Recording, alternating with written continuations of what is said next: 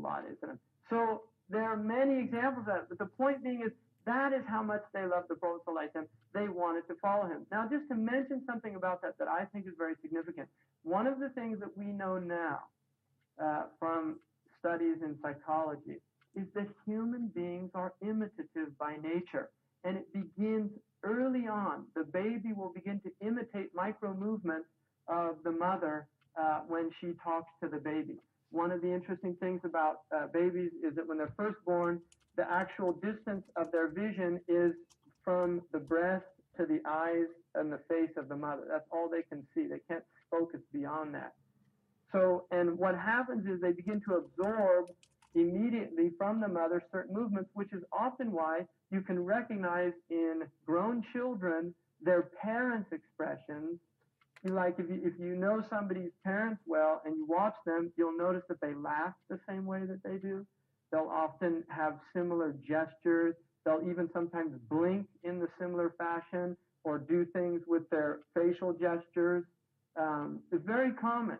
Why? Because human beings imitate. Not only human beings, but animals imitate. So the point of all of this is that we are imitative by nature. This is part of the human nature. One of the things that the Western, particularly America, has perfected is what they call this kind of operative conditioning, which in behavioralism, they, for instance, I mean, the reason they pay these athletes millions of dollars to be on a Wheaties box or to wear a certain type of tennis shoes is because they know people are going to imitate them. Why? Because they see them as something that they want to be like. And this is human nature. That's the whole point of this. This is not, you can say, oh, that's just stupid. I don't do that.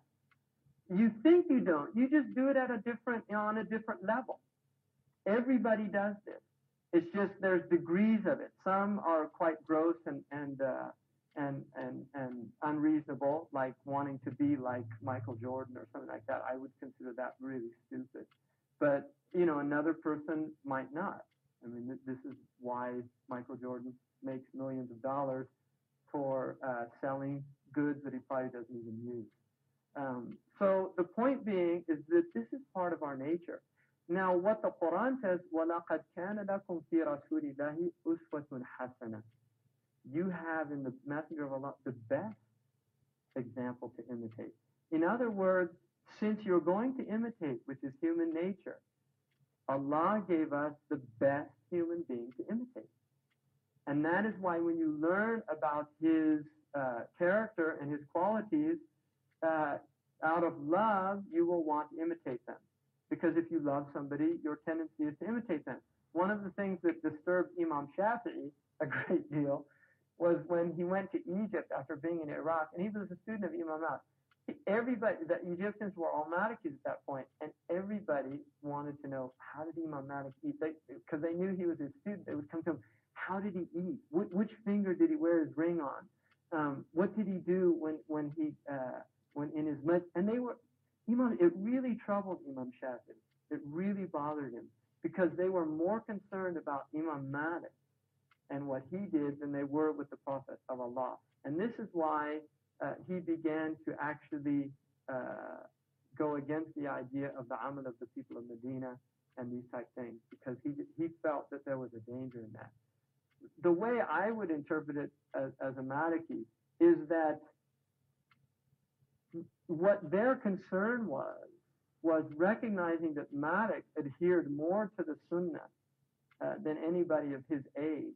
They wanted to know what he drank because they knew it would have been what the Prophet ﷺ drank. And this